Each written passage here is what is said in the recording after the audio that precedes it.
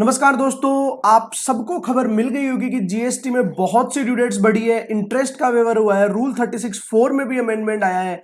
लेकिन दोस्तों, अगर आपने गौर से देखा हो तो मैं ये जरूर कहूंगा आपसे कि ये जो ड्यू डेट्स बढ़ी है ये कोई खास ड्यू डेट नहीं बढ़ी है। ऐसा लगा है कि शायद कहीं ना कहीं टैक्स पेयर के साथ एक भद्दा सा मजाक हुआ है। दोस्तों आइए, मैं ऐसा क्यों बोल रहा हूं, वीडियो के एंड तक बने रहिएगा।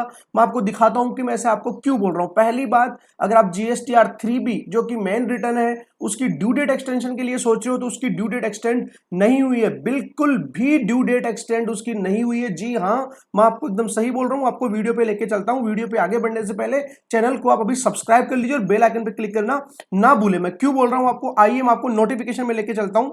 8 नंबर का नोटिफिकेशन मैं पहले स्किप कर रहा हूं, पहले मैं आपको लेके चलता हूं दोस्तों 9 नंबर के नोटिफिकेशन में।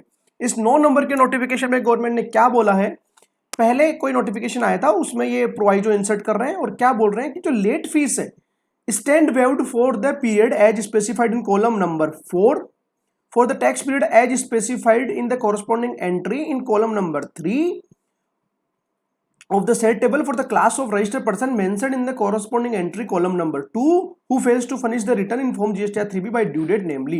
तो उन्होंने ये बोला है कि अगर आप ड्यू डेट तक आपकी रिटर्न 3B नहीं भर पाए हो ना तो हम आपकी लेट फीस माफ कर देंगे अगले कुछ दिनों के लिए। तो ड्यू डेट तो वही है दोस्तों, जी हाँ, ड्यू डेट तो वही है।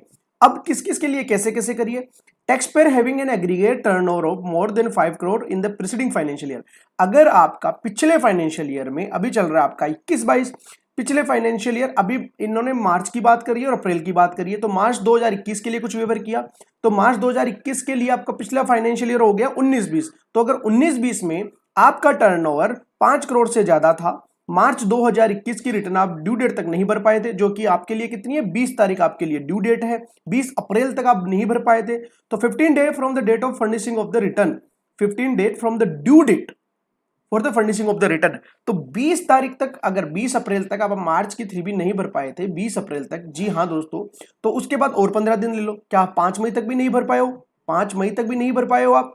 तो अगर 5 मई तक आपने भर दी है, पहली चीज 5 मई तक आपने भर दी है तो हम आपसे लेट फीस नहीं लेंगे। तो उन्होंने क्या बोला है, period for which late fee waived 15 days from the date of furnishing of the return, केवल 15 दिन की हम आपसे लेट फीस नहीं लेंगे। क्या इसमें वापस आप देख सकते हो, provided also that the amount of late fees payable under section 47 shall stand waived for the period as specified in column। तो केवल और केवल इन्होंने 15 दिन की लेट फीस माफ करी है। अगर 5 से 6 तारीख को आपने भर दी तो लेट फीस लगेगी। तो मैं अगर आपसे पूछूं, क्या आपके शहर में 5 मई को, जी हाँ, क्या आपके शहर में 5 मई को लॉकडाउन ओपन हो रहा है? क्या 5 मई के बाद आप आपकी रिटर्न प्रॉपर्ली भर पाओगे? जी नहीं, बिल्कुल भी नहीं।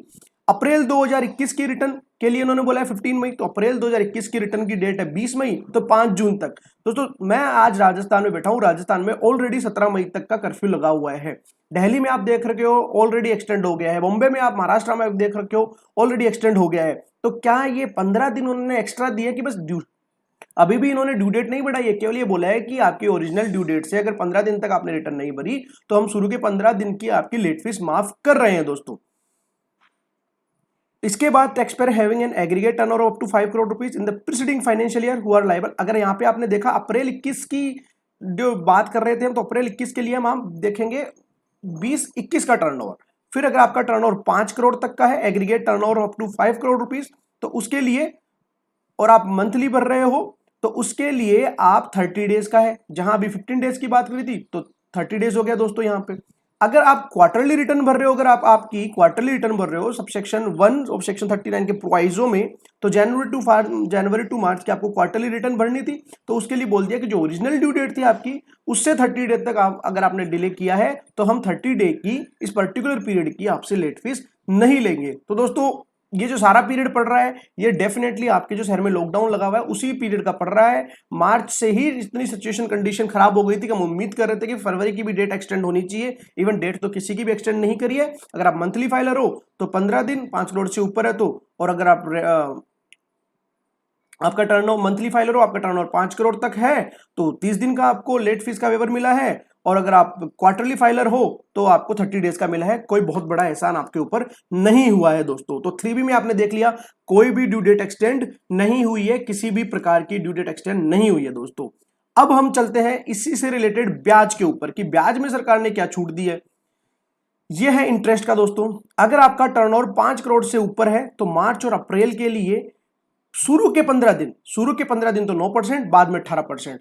तो जो लेट फीस वेवर जिस पीरियड के लिए हुई है ना, उस पीरियड में सरकार आपसे ब्याज तो लेगी, चाहे आधा ले रही हो, चाहे आप घर पे बैठे हो, लॉकडाउन में बैठे हो, फिर भी आपसे सरकार शुरू के 15 दिन अगर आप लेट हुए हो फॉर द फर्स्ट 15 डेज 9%, मार्च और अप्रैल दोनों के लिए, और उसके बाद 18% आपसे लेने वाली है, ध्यान रखिएगा दोस्तों।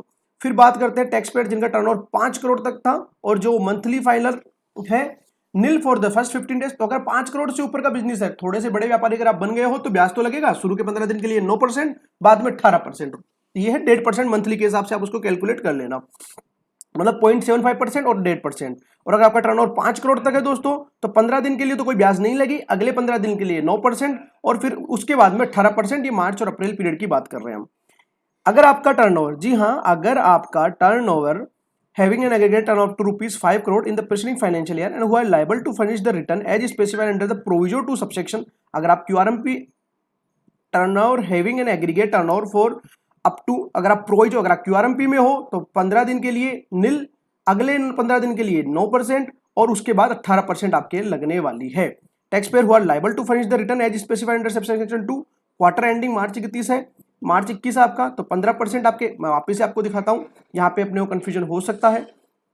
Turnover having an aggregate turnover of more than 5 crore, अगर 5 करोड़ से ऊपर आपका टर्नओवर तो 9% से तो आपके लगेगा ही लगेगा पहले 15 दिन, उसके बाद 18%।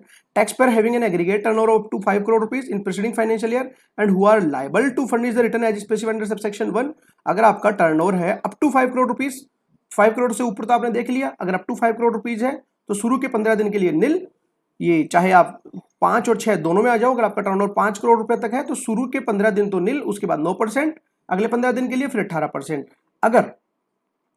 अगर आप क्वार्टर एंडिंग मार्च 21 के पीरियड के लिए कर रहे हो, आप tax payer who are liable to furnish the return as specified under subsection 2 of section 39, मैं आपको यहां पे लेके चलता हूं, ये क्या बोलता है जिससे आपका कंफ्यूजन क्लियर हो जाए। Registered person paying tax under the provision of section 10, तो ये है कॉम्पोजिशन वाला। तो अगर आप कॉम्पोजिशन वाले हो दोस्तों, अगर आप पहले आपने देखा 5 करोड़ से ऊपर, दूसरा आपने देखा 5 करोड़ तक का मंथली फाइलर हो आप, तीसरा आपने देखा QRMP वाले हो आप, चौथा है आपका कॉम्पोजिशन वाले हो, तो डेफिनेटली CMP 08 की बात हो रही है जो कि आपको 18 अप्रैल तक बननी थी, तो पहले 15 दिन के लिए तो आपसे कहीं कुछ भी नहीं लिया जाएगा। 18 अप्रैल से 15 दिन जोड़ लो, अब 2-3 मई को आके खत्म हो रहे हैं, बट 2-3 मई को वो और ऑलरेडी कोरोना है, ऑलरेडी लॉकडाउन चल रहे हैं, उसके बाद 9% अगले 15 दिन के लिए, 18%, तो डेफिनेटली कोई खास फायदा आपको नहीं मिला है दोस्तों, मैं तो यही कहूंगा। बट फिर भी अगर किसी को फायदा लगता है तो आप उसको अवेल कीजिए। तो ये 3B की बात कर ली हमने, इंटरेस्ट की बात कर ली। इसके बाद हम चलते हैं दोस्तों GSTR 4। जी हाँ, GSTR 4 की डेट आपको एक्सटेंड कर दी है गवर्नमेंट ने, 31 मई 2021 कर दी है GSTR 4 की डेट। अब आप सोच रहे होंगे GSTR 1 का क्या हुआ, तो GSTR 1 पे भी मैं आपको लेके चलता हूं। ये लो जी, ये जो GSTR 1 आपकी एक्सटेंड करी है गवर्नमेंट ने अप्रैल के लिए, मार्च के लिए नहीं करी है, मार्च के लिए GSTR 1 एक्सटेंड नहीं करी है, नहीं, अप्रैल के लिए करी है। Shall extended till the 26th day of the month succeeding of the tax period, till the 26th day of the month succeeding the tax period, मतलब अप्रैल की आपको कब तक कर दी, 26 मई तक आप भर सकते हो दोस्तों अप्रैल की GSTR 1। IIFF भी नीचे आएगी, अप्रैल की GSTR 1 जो ओरिजिनल आपको भरनी थी 11 मई तक, वो 26 मई तक आप भर सकते हो। अब 2A में कहां जाएगा, क्या होगा, उसका भी हम आगे डिस्कस करेंगे। ये रूल 36 के बारे में है, ये हम नेक्स्ट वीडियो में डिस्कस करेंगे दोस्तों।